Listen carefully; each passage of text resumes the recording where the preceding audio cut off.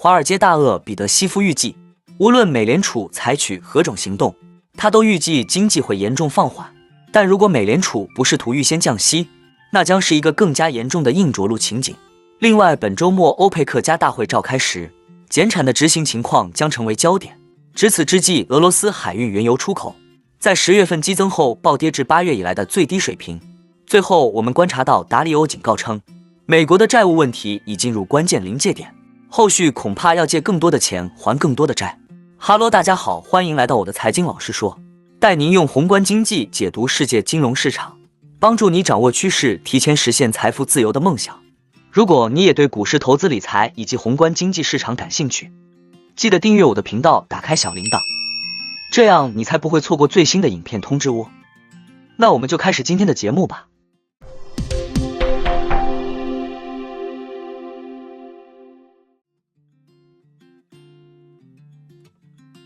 软着陆可谓是各大主流金融媒体的最新热词，似乎每个人都相信美联储已经控制住了通胀，并且完全避免将经济推入衰退的可能性。但华尔街大鳄知名黄金多头彼得·西夫近日在他的播客中解释了为什么软着陆是不可能的。根据主流观点，未来几个月经济增长可能会放缓，但衰退几乎不可能发生。因此，华尔街正满怀信心的认为抗通胀战争已经结束，美联储不仅将停止加息，而且将在2024年开始降息。彼得表示，市场为美联储即将降息兴奋不已，并且认为这将在经济没有出现任何重大衰退的情况下到来。但他们忽略了一个问题，在没有显著的经济衰退的情况下，为什么美联储会开始降息和放松货币政策？彼得推测，投资者的想法是，随着大量经济数据走软，预计美联储将主动降息，以预防经济衰退并防止市场崩盘。即他们预计，一旦美联储看到经济下滑，它就会启动降息，以确保经济平稳着陆。但彼得将其称为一厢情愿的想法。实际上，他认为无论美联储采取何种行动，他都预计经济会出现严重的放缓。但如果美联储不试图预先降息，那将是一个更加严重的硬着陆情景。彼得表示很难理解，为什么人们认为美联储可以将利率从0提高到5%以上，而不会使经济陷入衰退。他说，如果回顾一下美联储过去将利率维持过低然后又提高的经验，人们还有这样的想法，真的令人困惑。看看上世纪90年代末的经济衰退，2000到2001年的股灾，以及2008年金融危机吧。甚至在新冠疫情之前的2018年，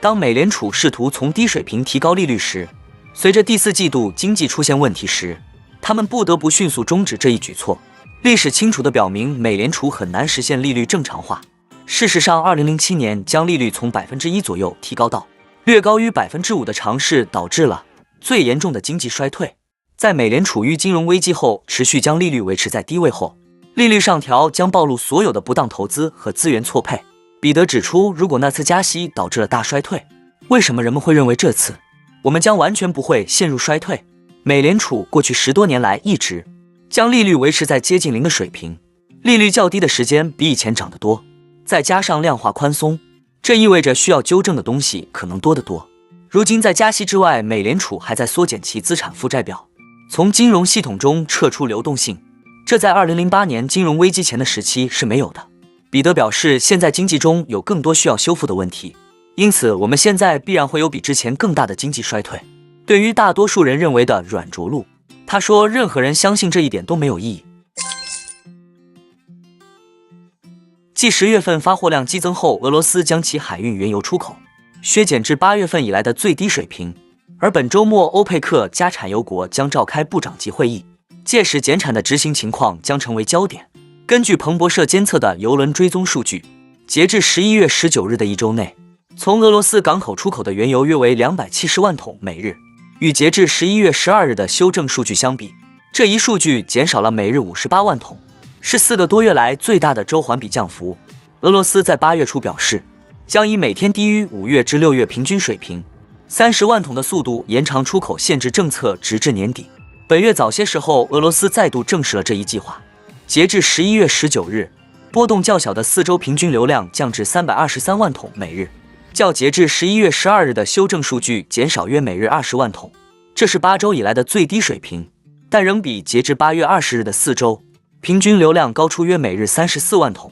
当时俄罗斯原油出口削减幅度更大为每日50万桶。截至11月15日的一周，俄罗斯石油加工量跃升至近3个月来的最高水平，原因是该国炼油厂在季节性维护后恢复了大部分产能。由俄罗斯和沙特共同领导的欧佩克加将于11月26日在维也纳举行会议，讨论如何应对疲软的石油市场前景，并确定2024年上半年的产量目标。与此同时，美国对位于阿联酋的3家航运公司实施制裁，理由是他们涉嫌违反俄罗斯石油限价制裁，这是美国对违反该措施的明显违规行为进行的第2轮惩罚。此前，美国财政部已向船舶管理公司发出通知，称其怀疑100多艘船只可能违反了俄油价格上限机制。从明年1月份开始，俄罗斯的石油生产商将支付更高的生产税，以为增加的下游补贴提供资金。该国政府于10月份恢复了对国内石油产业下游炼油厂的全额补贴，作为俄罗斯长期税制改革计划的一部分，出口关税将于今年年底取消。桥水基金联合创始人达里欧上周五表示，飙升的美国政府债务正达到一个临界点，它将开始引发更大的问题。这位知名投资者警告称，美国政府为了弥补赤字而介入越来越多的资金，将加剧美国面临的政治和社会问题。达里欧说，经济强大意味着财政强大，财政强大意味着你的收入能否大于支出。对于国家而言，这意味着你的损益表和资产负债表是否足够好。美国财政部的数据显示，美国目前的债务总额为 33.7 万亿美元。自2020年初新冠疫情爆发以来，美国债务总额激增了 45%， 其中有约27万亿美元由公开市场持有。此外，美国政府因一系列的财政投资政策，去年就又产生了 1.7 万亿美元的赤字。而在美联储加息的影响下，2023财年美国的净利息成本就达到6590亿美元。达里欧表示，这为后续的麻烦埋下了一个伏笔。达里欧一直密切关注美国财政状况，并在早些时候便预计高债务水平等因素将导致美国经济显着放缓。他上周五说，情况越糟，我们面临的长期问题就会越多。你可以从利息上看出来，我们正接近拐点。除了基本的预算问题，达里欧还警告说，占美国国债需求约 40% 的外国买家一直在撤退，这造成了供需问题。截至1月份的数据显示，外国持有的美国国债总额为 7.4 万亿美元，较去年减少2530亿美元，降幅为 3.3%。 达里欧警告说，你想保持支出水平不变，就需要借越来越多的钱来还债。我们正处于这种加速的阶段，这就产生了供需问题。我们正在谈论的其他问题包括国内政治问题、国内社会冲突问题，都将使这一情况变得更糟。那我们今天的节目就先分享到这里。你也喜欢用宏观经济看全球投资的机会吗？如果你也喜欢这样的内容，记得帮我点赞以及订阅分享， YouTube 的大数据就会再推荐类似的影片给你哦。那我们下一支影片见了，拜拜。